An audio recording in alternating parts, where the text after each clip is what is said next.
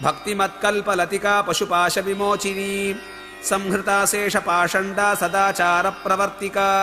భక్తి మత్కల్పలతిక భక్తి కలవారి పట్ల కల్పవృక్షపు తీగ వంటిది.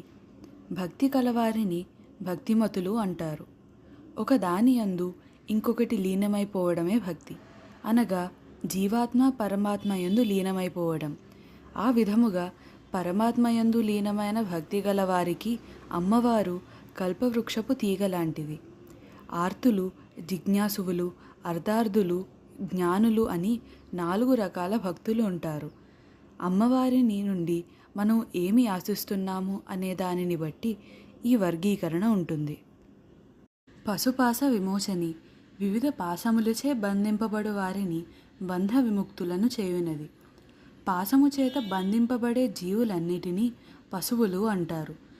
మనుషులు బంధింపబడేది భౌతికమైన పాశములచే కాదు, మానసికమైన బంధాలతో బంధింపబడి బయటపడలేక సతమతమైపోతుంటారు.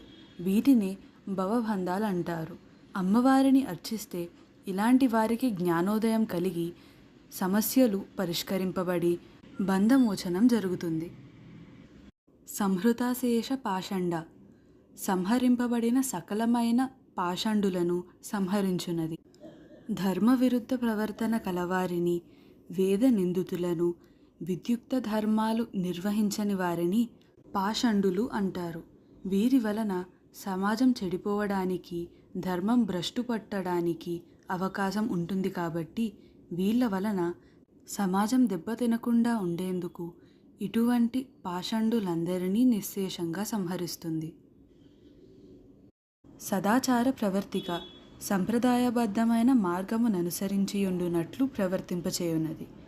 శృతులు, ఉపనిషత్తులు తెలిపిన ఆచార వ్యవహారాలను సదాచారాలంటారు. ఈ సదాచారానికి అనుగుణంగా ఉండే ప్రవర్తన మన మనస్సుకు కూడా నచ్చునట్లు చేస్తుంది అమ్మవారు. సదాచార ప్రవర్తనలను ప్రోత్సహించునది అని ఈ నామానికి అర్థము. భక్తిమత్కల్పలతికా పశుపాశవిమోచినీ సంహృతా శేషపాషండా సదాచార ప్రవర్తికా.